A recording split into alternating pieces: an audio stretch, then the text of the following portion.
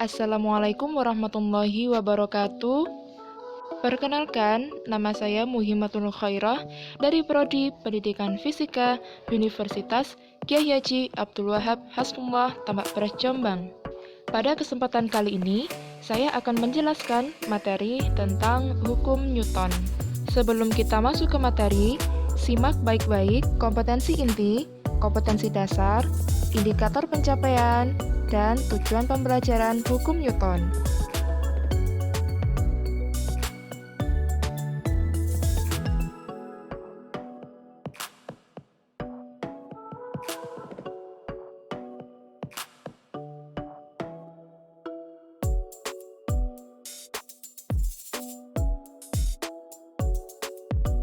Nah, sekarang kita masuk ke pembahasan hukum Newton.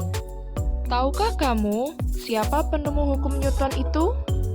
Hukum Newton ditemukan oleh Sir Isaac Newton pada tahun 1665. Nah, ini adalah foto dari Sir Isaac Newton, penemu dari hukum Newton. Hukum Newton dibagi menjadi 3, yaitu yang pertama, hukum 1 Newton, yang kedua, hukum 2 Newton, dan yang ketiga, hukum 3 Newton. Yang pertama adalah hukum 1 Newton. Bunyi hukum 1 Newton adalah setiap benda akan mempertahankan keadaan diam atau bergerak lurus beraturan, kecuali ada gaya yang bekerja untuk mengubahnya. Perhatikan ilustrasi balok di bawah ini.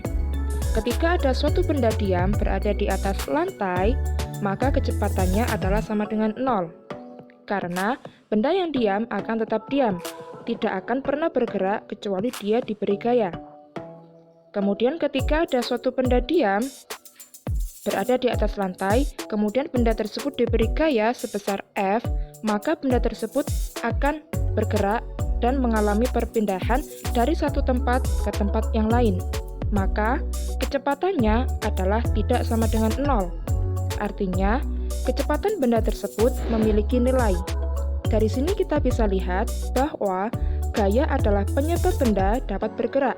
Satuan gaya dalam SI adalah Newton. Persamaan hukum 1 Newton.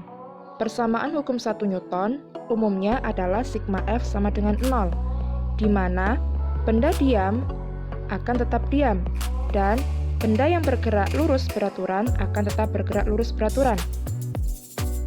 Kecenderungan benda dapat mempertahankan keadaannya disebut kelembaman atau inersia, sehingga hukum 1 Newton bisa juga disebut sebagai hukum kelembaman atau hukum inersia.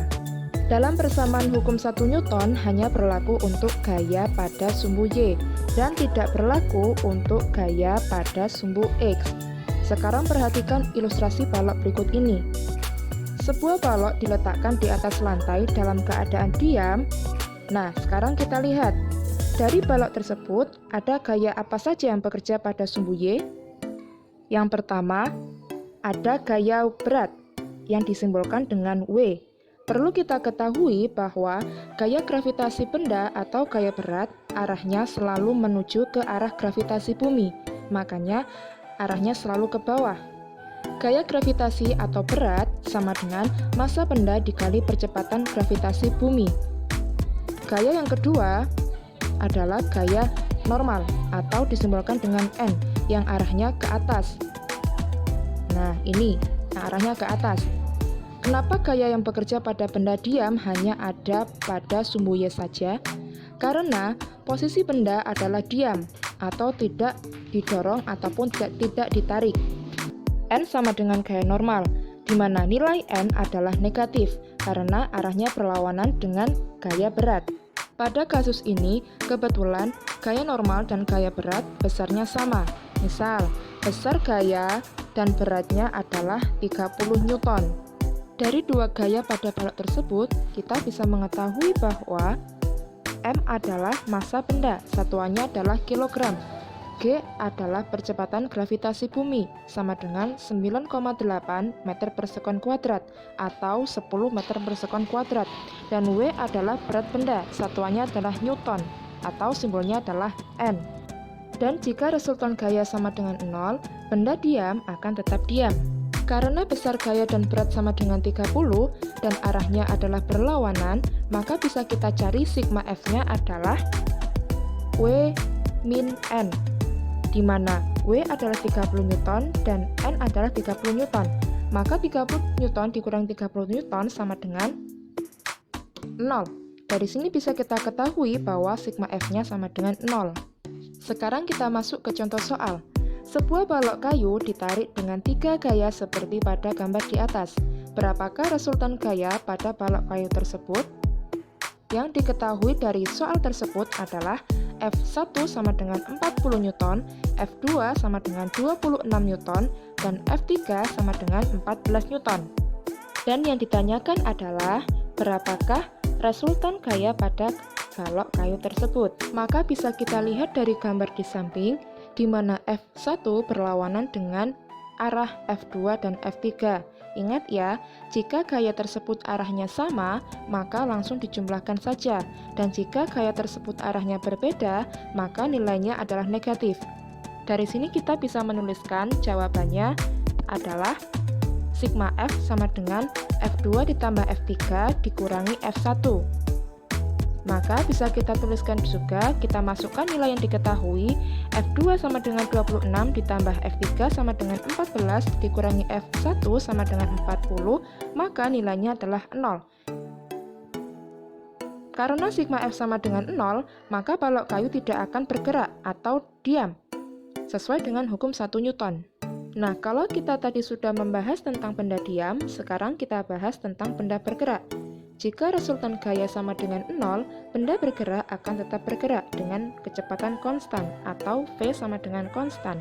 Perhatikan ilustrasi gambar di bawah ini. Sebuah bola ketika digulingkan di atas lantai, bola tersebut akan bergerak dan lama-kelamaan bola tersebut akan berhenti. Karena resultan gaya yang bekerja pada bola adalah tidak sama dengan 0. Kalau kita perhatikan, ada gaya gesek dari lantai yang berlawanan arah dengan arah pergerakan bola kita. Misal gaya geseknya kita beri nilai 20 Newton, maka resultan yang diterima oleh bola tersebut adalah 20 Newton, yang arahnya berlawanan dengan arah pergerakan bola tersebut, sehingga bola tersebut semakin lama semakin melambat. Beda lagi jika ada sebuah bola yang gaya geseknya dihilangkan, maka resultan pada bola tersebut adalah sama dengan 0. Ingat ya, kalau gaya berat dan gaya normal yang bekerja pada bola tersebut tidak berpengaruh pada resultan yang diterima oleh bola tersebut. Nah, menurut hukum 1 Newton, bola tersebut akan bergerak dengan kecepatan tetap dan bola tersebut tidak akan memperlambat ataupun berhenti bergerak karena tidak ada gaya gesek dalam bola tersebut. Sekarang kita masuk ke contoh soal. Sebuah balok kayu ditarik dengan 2 gaya seperti gambar di atas dan membentuk sudut 60 derajat. Berapakah gaya yang dihasilkan agar baloknya menjadi diam? Dari soal kita bisa ketahui bahwa F1 sama dengan 40 Newton yang arahnya berlawanan dengan F2 sama dengan 10 Newton, kemudian membentuk sudut sebesar 60 derajat. Yang ditanyakan, berapa gaya yang dihasilkan agar sistemnya menjadi diam? Atau F-nya itu berapa? Dari rumus hukum 1 Newton, bisa kita ketahui bahwa sigma F sama dengan 0, maka bisa kita tuliskan F cos alpha ditambah F2 dikurangi F1 sama dengan 0. Maka bisa kita masukkan nilainya yaitu F cos 60 derajat ditambah 10 dikurangi 40 sama dengan 0.